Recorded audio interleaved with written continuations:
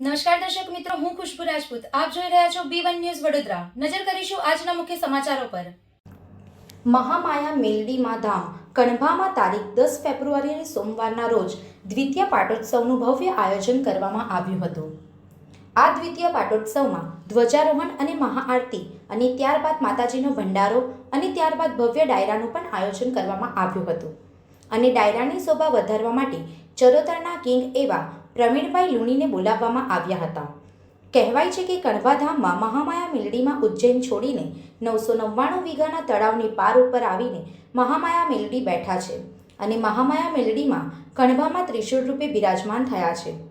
માતાજીના ભક્તો તો તેમને ત્રિશૂળવાળા માતાજી તરીકે પણ ઓળખે છે અને માતાજીના મંદિરે આવતા માનતા છે કે મા દરેકની આશા પૂરી કરે છે અને માતાજીને જો કોઈ ભક્ત મનથી યાદ કરે અને મહામાયા મેલડીને જે જગ્યાએ યાદ કરે એ જગ્યાએ તરત પહોંચી જાય છે અને તેના અટકેલા કામ પૂરા કરે છે. ગુજરાત તો ખરું, પણ દેશ વિદેશમાં પણ મહામાયા મેલડીના ભક્તો છે અને માતાજીની દયાથી વિદેશના વિઝા પણ બધાને મળ્યા છે. અને શ્રદ્ધાળુઓ કહે છે કે દુનિયાના ભુવાજી મેણ વધાવવાની વાતો કરે, પણ મારી મહામાયા મેલડીમાં દીવા સામે એકવાર બેસી જાઓ એટલે આખો ઇતિહાસ હથેળીમાં બતાવી દે છે. આ તો મારી મહામાયા મેલડી બોલે એટલે વાત પૂરી થાય એવી મહામાયા મેલડી કામ કરે છે, એવું ત્યાંના ભક્તોનું કહેવું છે.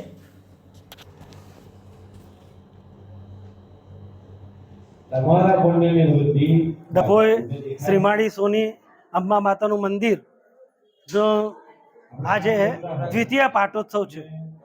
આ મંદિર 150 વર્ષ પુરાણું છે.